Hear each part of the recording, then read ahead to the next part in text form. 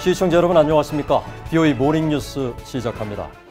도널드 트럼프 대통령이 선거 유세에서 김정은 북한 국무위원장과의 좋은 관계를 거듭 언급하며 북한과 전쟁을 하지 않고 대화를 한 건 잘한 일이라고 자평했습니다. 마이크 폼페오 국무장관은 북한이 여러 도전에 직면해 있다며 인도적 지원 의사와 함께 대화 재개의 필요성을 언급했습니다.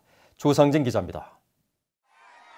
도널드 트럼프 대통령은 10일 미시간주에서 펼쳐진 선거 유세에서 자신이 노벨 평화상 후보에 올랐던 일을 언급하면서 자신이 이스라엘과 아랍에미리트 간 외교관계 정상화를 중지한 사실과 함께 자신의 대화 노력 덕분에 북한과 전쟁을 벌이지 않았다는 점을 거듭 강조했습니다.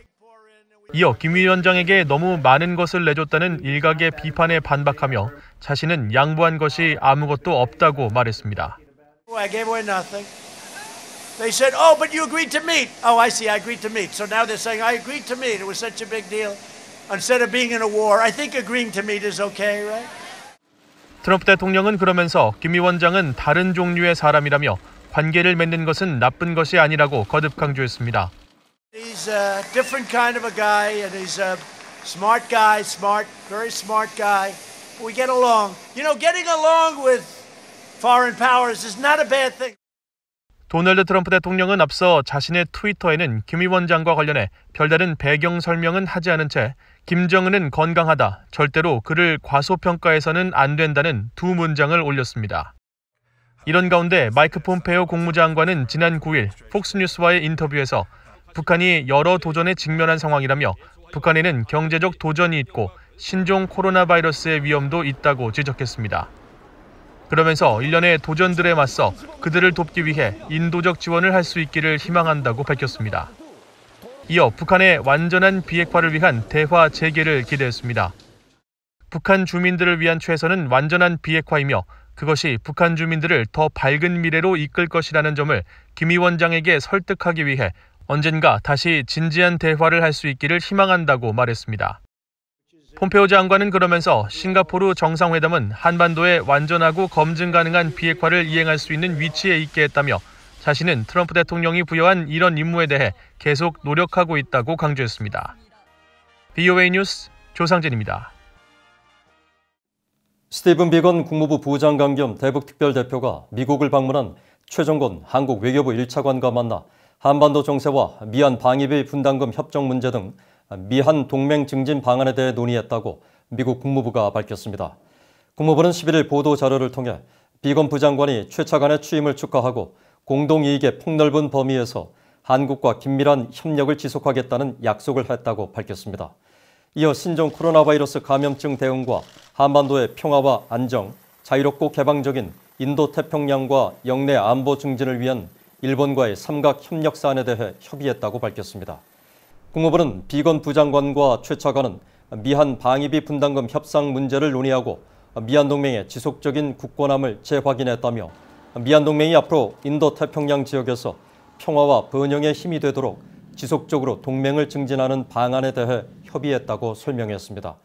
최 차관은 이날 비건 부장관과의 회담을 마치고 기자들을 만나 외교 당국 간 국장급 실무협의체인 가칭 동맹 대화를 신설하는 데 양측이 공감했다며 이 채널을 통해 다양한 동맹 현안에 대해 상시적으로 공조해 나가기로 했다고 말했습니다. 미국 정부가 동남아시아 국가연합, 아세안 국가들의 신종 코로나 바이러스 퇴치를 돕기 위해 8,700만 달러 이상의 원조금을 지원하고 있다고 밝혔습니다. 또 아세안 국가들과 경제, 해양 등 여러 분야에서도 협력이 이루어지고 있다고 강조했습니다. 함지아 기자가 보도합니다. 미국 국무부는 9일 발표한 미국과 아세안의 전략 파트너십 자료집에서 원조금 지원 등 미국 정부가 동남아시아 국가연합, 아세안을 상대로 추진 중인 다양한 노력에 대해 설명했습니다. 특히 미국과 아세안의 관계가 전략적 파트너십으로 격상된 지 올해로 5년을 맞이했다는 점을 강조하며 보건과 인적 자원 개발, 경제, 해양 등 구체적인 분야에서 이루어지고 있는 협력 사례들을 제시했습니다. 먼저 보건 분야에서는 아세안 국가들의 신종 코로나 바이러스 퇴치를 돕기 위해 미국 정부가 8,700만 달러를 지원하고 있으며 이를 통해 미국은 계속해서 국제 보건 분야에서 선두주자 역할을 하고 있다고 강조했습니다.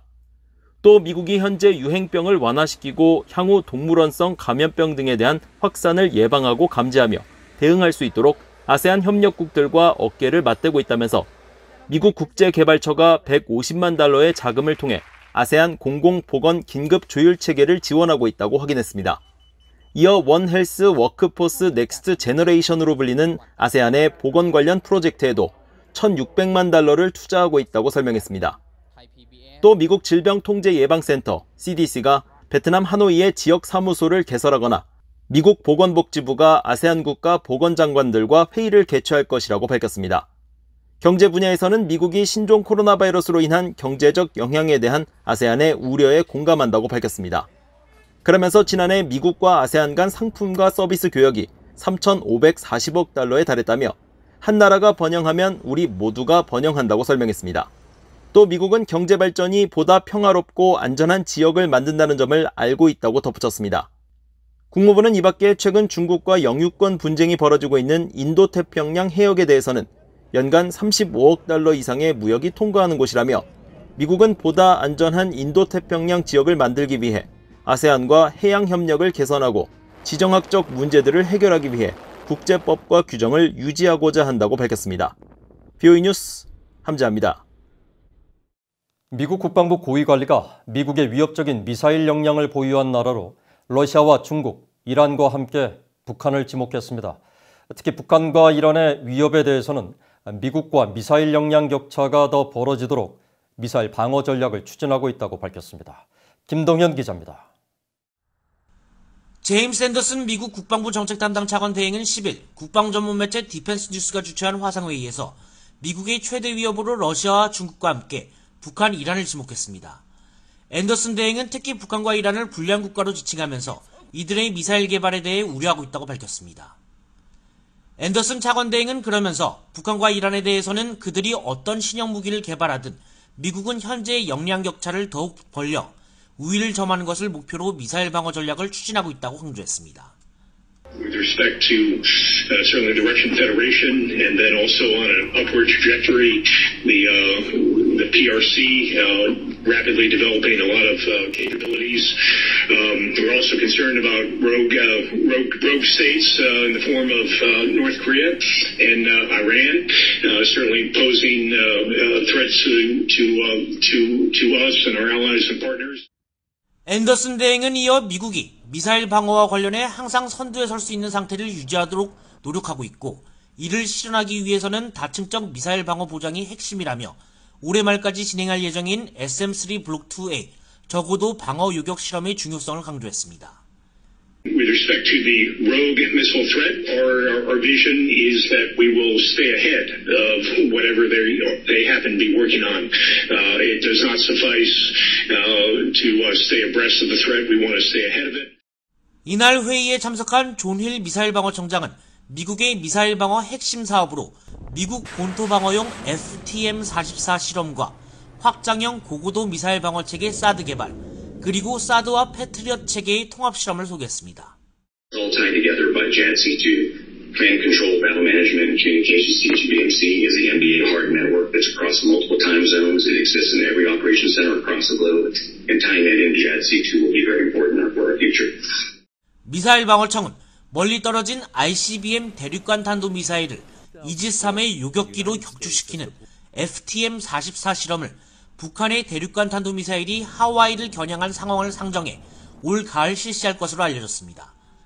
또 북한의 진화하는 탄도미사일 위협에 대처하기 위해 빈센트 브룩스 전 한미연합사령관이 재직 시절 요청한 사드와 패트리엇 체계의 통합성 실험도 올해 끝내고 내년에 한반도에서의 통합을 완료할 방침입니다.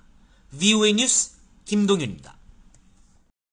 북한은 핵무기를 탄도미사일에 탑재해 일본을 공격할 수 있는 능력을 이미 확보했으며 북한의 위협에 대비한 새로운 대책이 필요하다고 아베 신조 일본 총리가 밝혔습니다.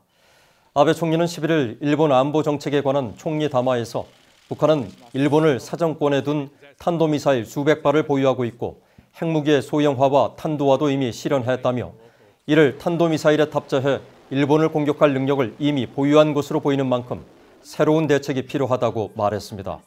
이어 지난해 발사된 북한의 신형 단거리 탄도미사일은 일본의 미사일 방어망 돌파를 목표로 하고 있다는 분석이 있었다며 이런 고도화된 기술이 장거리 미사일에 응용될 가능성을 우려하고 있다고 지적했습니다.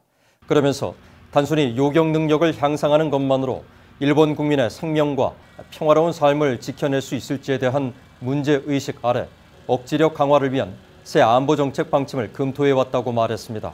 이에 대해 일부 언론은 그동안 일본 일각에서 논의되었던 적기지 선제 공격 능력 보유 필요성을 시사한 것으로 풀이했습니다. 최근 한국과 일본 간 갈등이 고조되면서 미한일 3국 안보 공조가 더욱 약화됐으며 미국의 이익도 훼손되고 있다고 미국 의회 산하 연구기관이 평가했습니다. 미국 의회 조사국 CRS는 10일 공개한 아베 총리 사임과 미일 동맹이란 제목의 보고서에서 한일 간 무역과 과거사 문제에 대한 격렬한 분쟁이 미한일 3국 안보 협력을 차단해 미국의 이익을 손상시켰다고 지적했습니다. 또 동북아 지역에서 북한의 탄도미사일 능력이 점점 더 진전되고 중국의 영향력이 강화되고 있다며 지난 6월 일본이 북한의 탄도미사일 요격을 위해 추진해온 지상 배치형 미사일 방어 체계인 이지스 어쇼 사업을 중단키로 결정한 사실을 언급했습니다. 보고서는 일본의 전략가들이 최근 북한의 탄도미사일 공격을 막기 위한 방어 체계로서의 이지스 어쇼가 아니라 미사일 발사 원점을 선제 공격할 수 있는 방어 체계의 필요성을 강조하고 있다고 밝혔습니다. 그러면서 이는 미국은 공격, 일본은 방어에 중점을 두었던 기존 미일 동맹 간 역할의 변화를 의미하는 것이라고 분석했습니다.